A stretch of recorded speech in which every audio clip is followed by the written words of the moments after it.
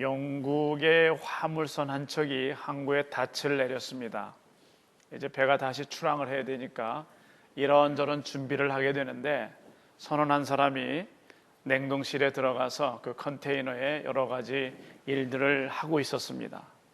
다 끝난 줄 알고 밖에서 다른 선원이 그 안에 사람이 있는 걸 모르고 컨테이너 문을 닫아버렸습니다. 그리고 걸어 잠궜습니다.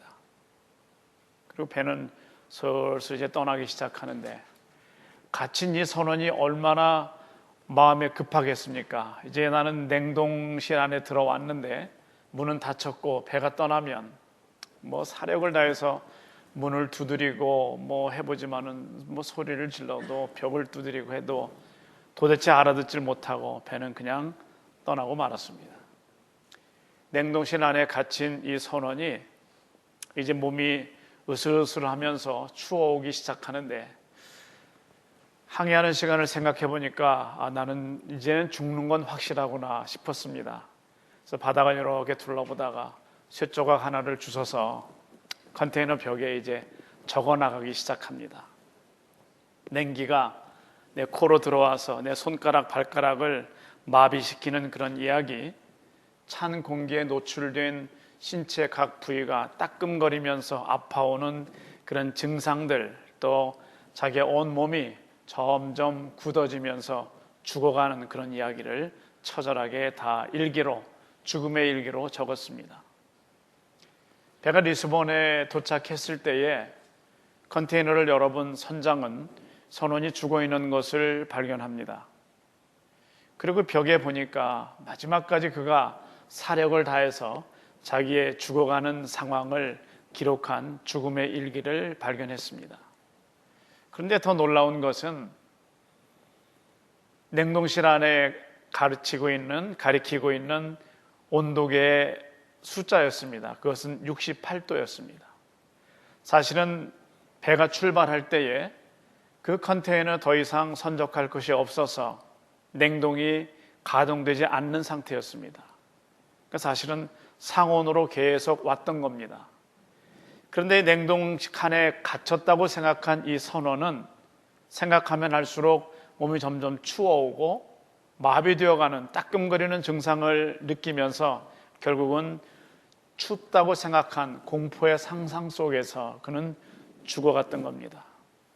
이 고정관념이라고 하는 것은 우리에게 매우 강력한 힘을 가지고 있는데, 심지어는 말씀드린 이런 이야기처럼 우리에게 죽음까지도 안겨줄 수 있는 것이 고정관념이라고 하는 겁니다.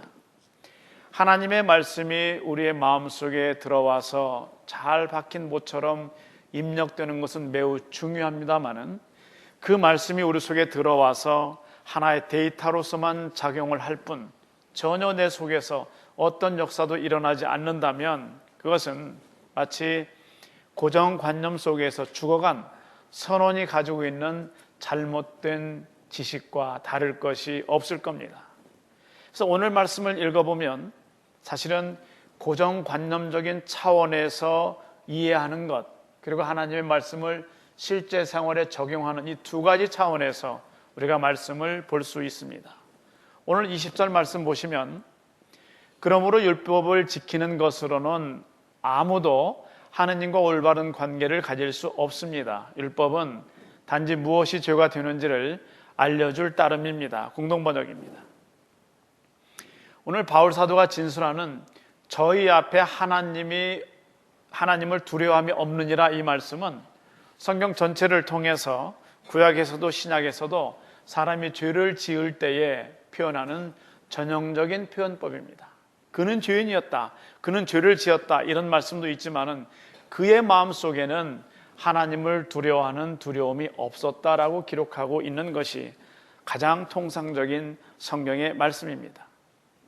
시편 36편 1절 보시면은 악인의 죄열이 내 마음에 이르기를 그 목전에는 하나님을 두려워함이 없다 하니 말씀입니다. 우리가 신앙생활을 해나가는 중에 자칫 어긋날 때가 있습니다. 순간적으로 잘못 생각해서 시험에 들기도 하고요, 또 그 시험이 오래 갈 때도 있습니다만은 우리 신앙의 여정에서 되어지는 많은 일들의 잘못된 부분에 시작하는 지점은 무엇인가 하면은 하나님을 두려워하는 마음이 줄어들다가 하나님을 두려워하는 마음이 없어질 때에 우리는 종종 잘못된 길로 가고 있습니다. 여러분의 마음속에는 로마서 1장부터 계속 여기 3장 20절까지 오는 중에 아니면 그 전에 있었던 여러분의 생각이 바뀌었다면 지금 여러분의 생각 속에 하나님을 경외하는 하나님 경외가 있습니까? 하나님을 두려워함으로 공경하는 그런 경외가 우리 속에 있는가?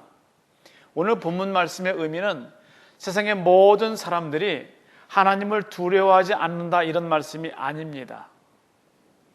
예수를 믿지 않는 사람들도 하나님을 모르는 사람들도 저 천상 어딘가에 있을 것 같은 막연한 이 의미로서의 신을 두려워하기도 합니다.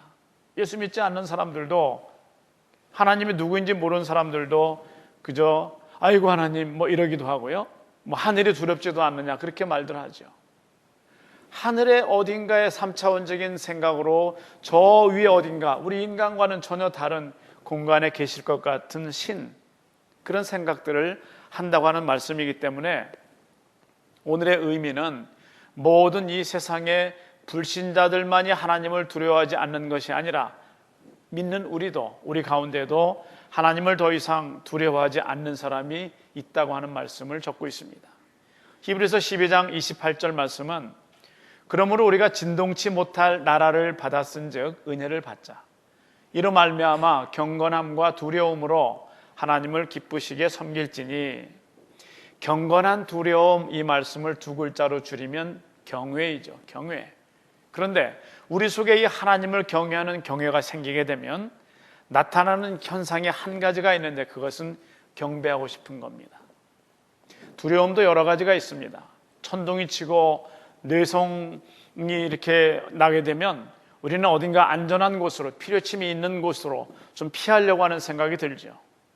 사나운 짐승이 우리에게 덤벼드는 것 같으면 안전한 곳으로 피하려고 합니다. 그런데 우리가 하나님을 두려워하는 마음이 생기면 하나님께서 우리를 그렇게 지으셨기 때문에 그 다음 우리는 하나님을 경배하게 되는 거라고 하는 말씀이죠.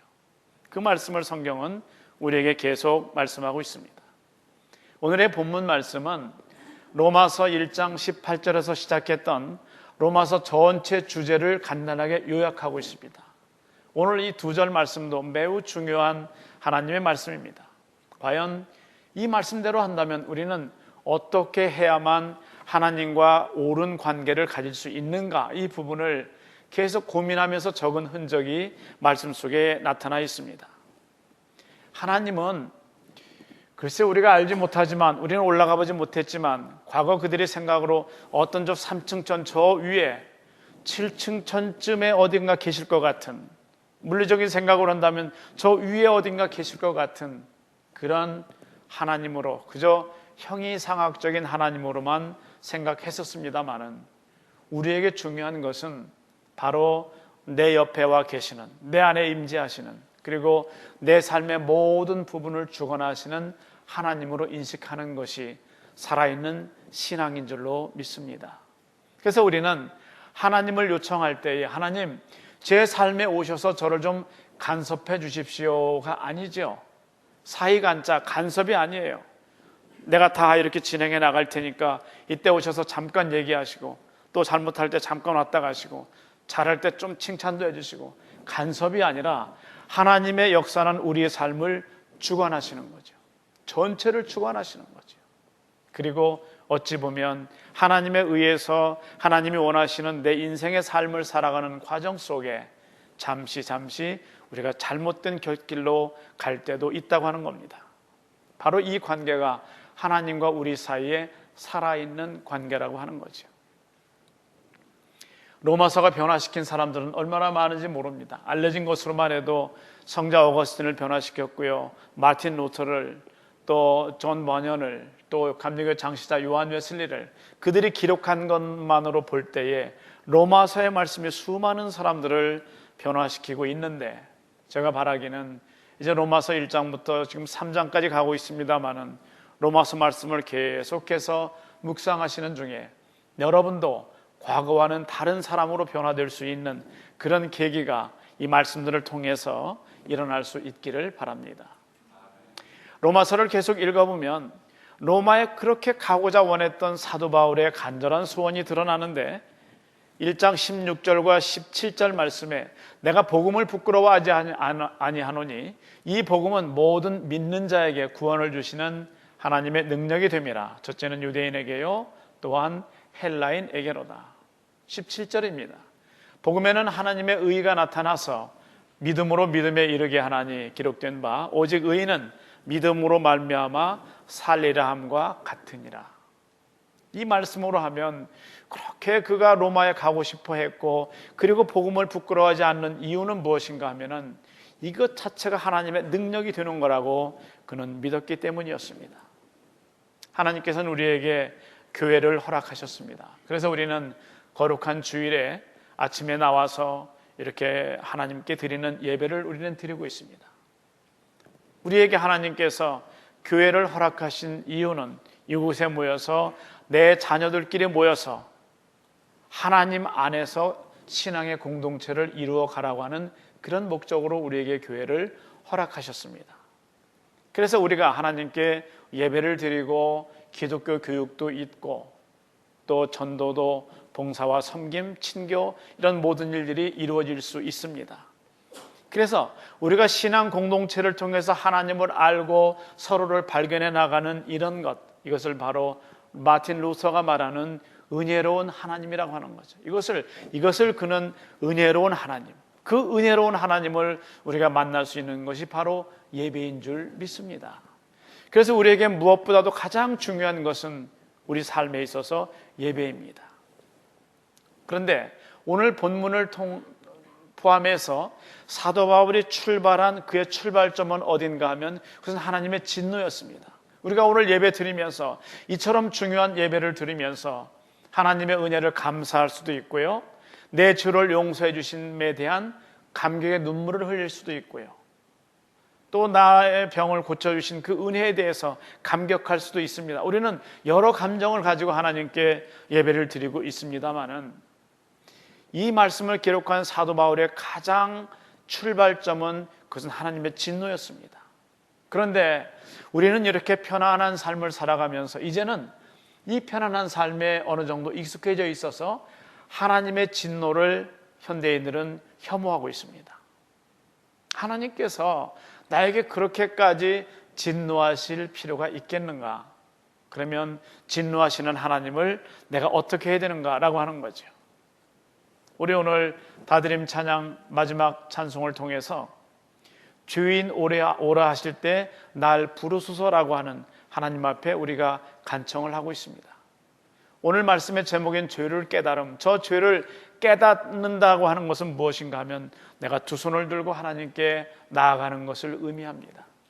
당신은 언제 죄인이라고 느낍니까? 라고 한다면 나는 교회만 가면 죄인인 것 같습니다. 나는 법정에만 가면 죄인인 것 같습니다. 이거 아니에요.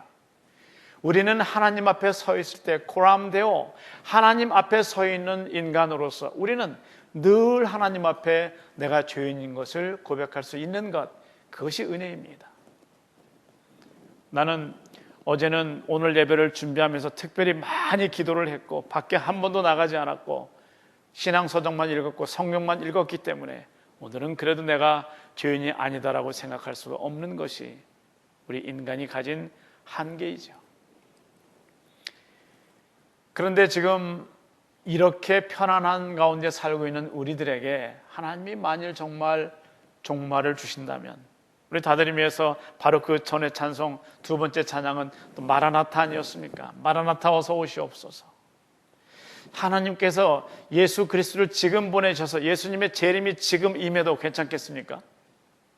아마 한 8학년쯤 되신 어르신들은 뭐 지금 오셔도 괜찮습니다 하실지 모르지만 우리 비교적 한 이제 겨우 30대에 접어든 분들, 이제 한 40대 되신 분들은 아직은 아닌 것 같아요. 조금 이따 오시면 안 되겠습니까? 글쎄 그럴지도 모르겠습니다만은 우리 현대인들이 이 세상 살아가면서 이 모든 것은 하나님의 은혜 가운데 되는 것인데 이 종말이 임하는 것, 하나님의 역사가 내 삶 속에 구체적으로 드러나는 것, 그것을 우리가 꺼려 하는데, 이 부분을 대설교가 존 로이드 존스는 현대인의 정신구조라고 하는 말로 표현하고 있습니다. 좀 더 살펴보면 현대인의 정신구조 속에는 딱딱한 규율이나 질서와 엄격한 어떤 규율 같은 것, 규제를 좀 싫어한다고 하는 거죠. 이게 포스트 모더니즘적인 생각입니다. 포스트 모더니즘, 우리는 어차피 모더니즘의 그 포스트에 지금에 살고 있기 때문에 지금은 건물 모양도 달라졌죠. 건물을 짓는 양식도, 또 우리들의 심지어 문학의 어떤 사고도, 예술에 대한 생각도 다 달라졌습니다. 과거에는 무슨 모델 하면은 좀 이렇게 팔등신으로, 그래서 좀 윤곽도 완전 조각을 해놓은 것처럼 미켈란젤로의 조각 같은 그런 사람들만 모델이었었는데, 요즘 가끔 모델 보시면서 혹시 용기가 생기지 않습니까? 아, 저 정도라면 나도 할 수 있겠구나, 이런 생각 들지 않나요? 어쩌면 저도 할 수 있을지 모르겠습니다. 여러분 모두는 아멘 하시면 감사합니다.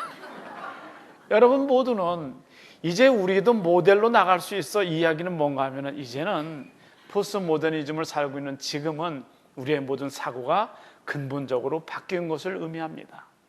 질서가 무엇인지, 규제와 규율이 무엇인지는 알지만 더 이상 그거에 속박받기를 싫어하는 그것들이 바로 우리 현대인의 정신구조라고 합니다.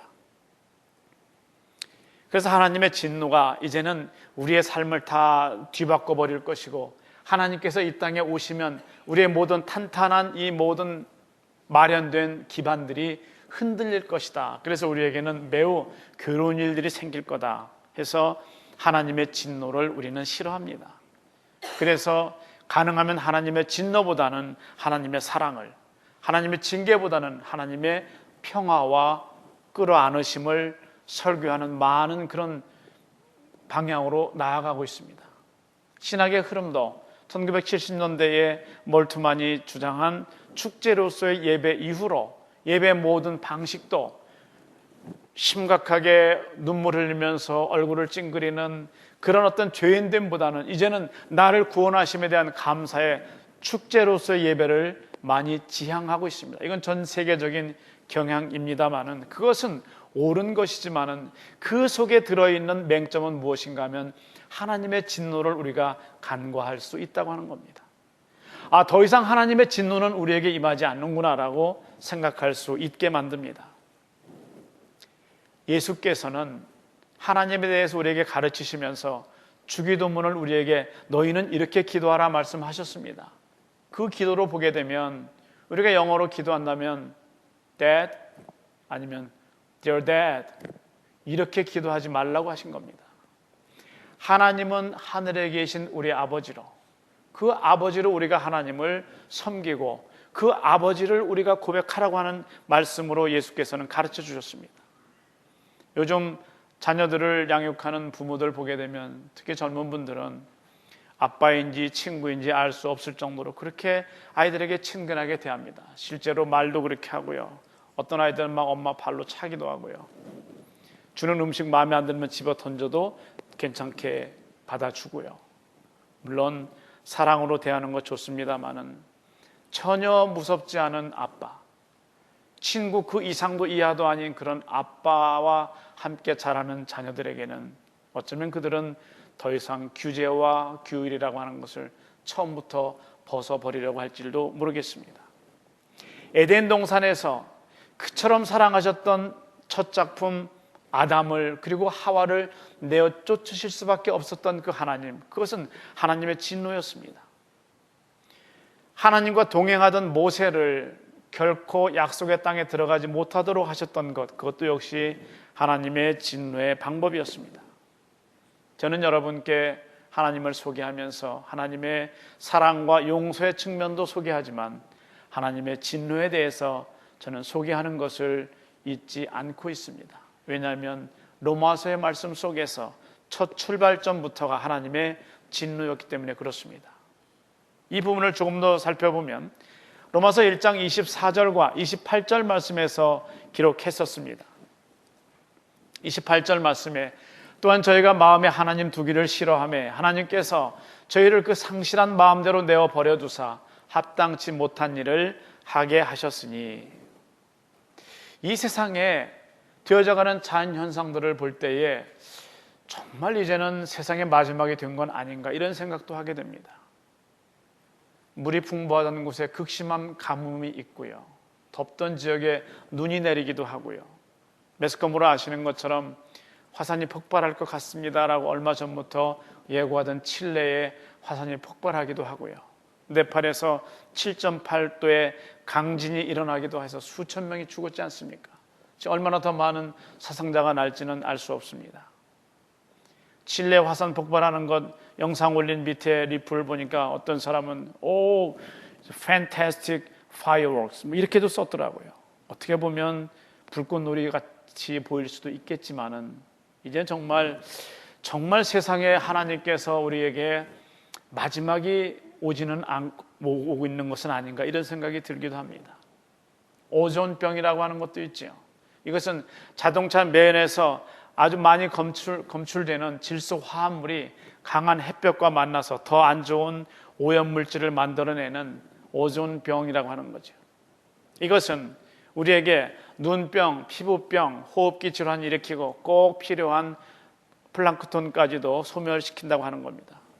샌드라 포스텔 월드 워 II 연구소에서 1970년대에는 아마 오일 쇼크로 전 세계가 한번 흔들릴 텐데 1990년대에 가게 되면 물 부족 현상으로 온 세계가 몸살을 앓을 거라고 이미 보고했었습니다. 그런데 이런 모든 쇼크들의 이런 재난들의 근본 원인은 하나님 신께서 하시는 것이 아니라 자연현상도 아니라 이것은 인간의 활동에 의해서 결국은 이렇게 되어지는 거라고 그들은 보고했습니다.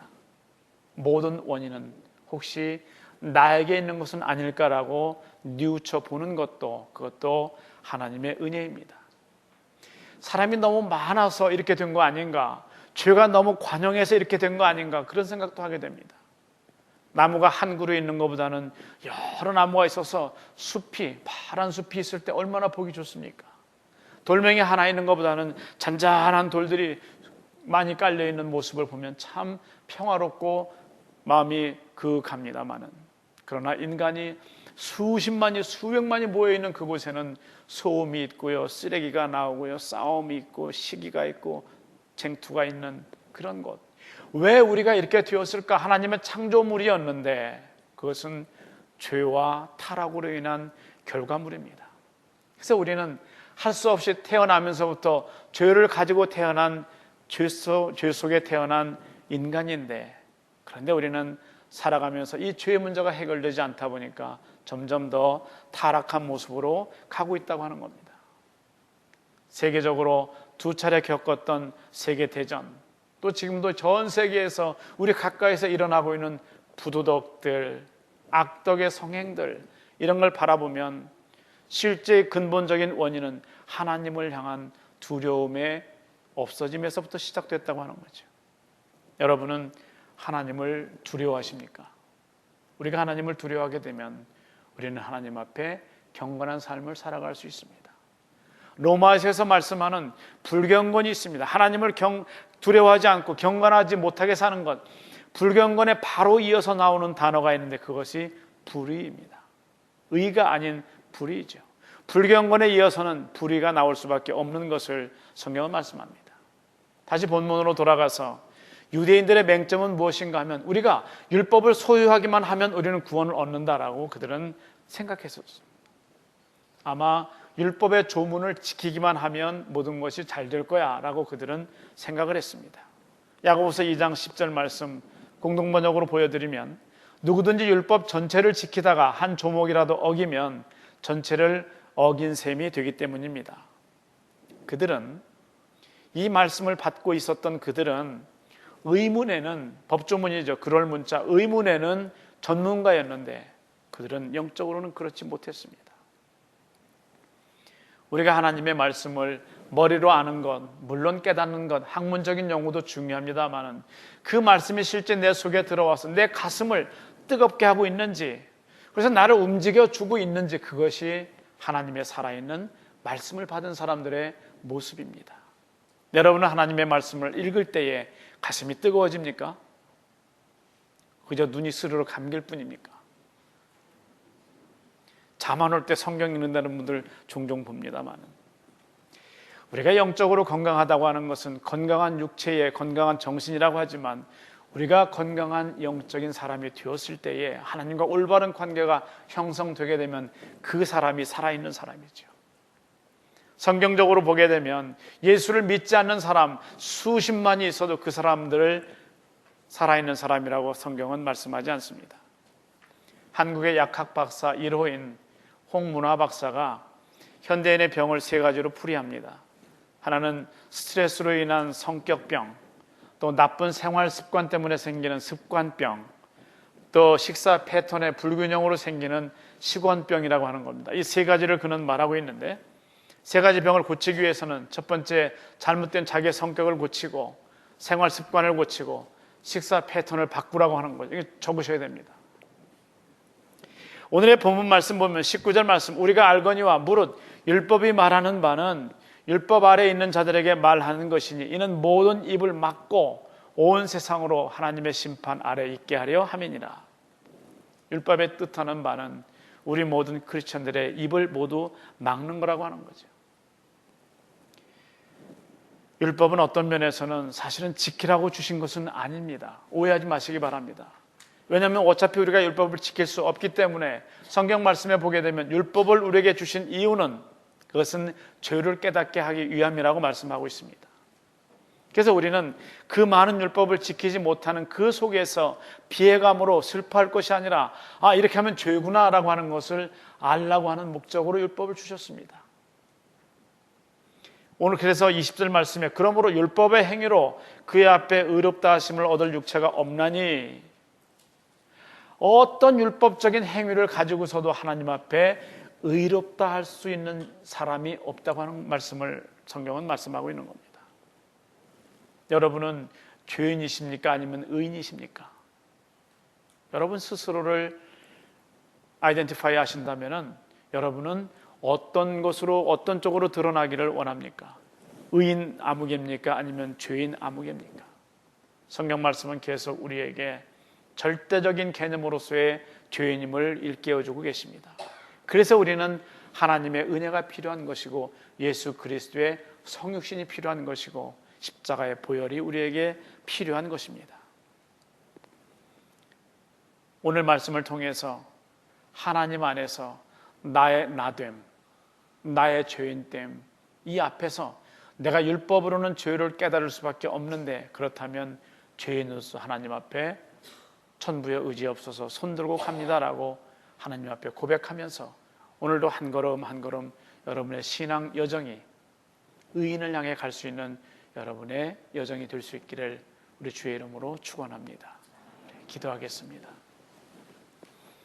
하나님께서 저희들에게 말씀을 통해서 들려주실 때에 그 말씀이 우리 속에 살아 움직이는 생명이 되게 하시고 생명의 양식이 되게 하시고, 그래서 그 말씀으로 인해서 하나님과 살아있는 관계가 유지될 수 있도록 은혜를 더하여 주옵소서. 오늘도 저희들은 말씀을 읽을 때마다 참담함을 느끼지 않을 수 없습니다. 지금도 죄인의 반열에 서 있는 내 자신을 바라보며 무척 안타까운 마음이 들지만, 그러나 죄인으로서 하나님을 더 가까이 하고 죄인으로서 하나님 앞에 더 가까이 나아갈 수 있는 저희가 될 수 있도록 오늘도 하나님의 말씀으로 은혜를 덧입히셔서 우리 살아가는 마지막 날까지 하나님 앞에 바로 선 신앙인 될 수 있도록 은총을 더하여 주옵소서. 예수님의 이름으로 기도드리옵나이다.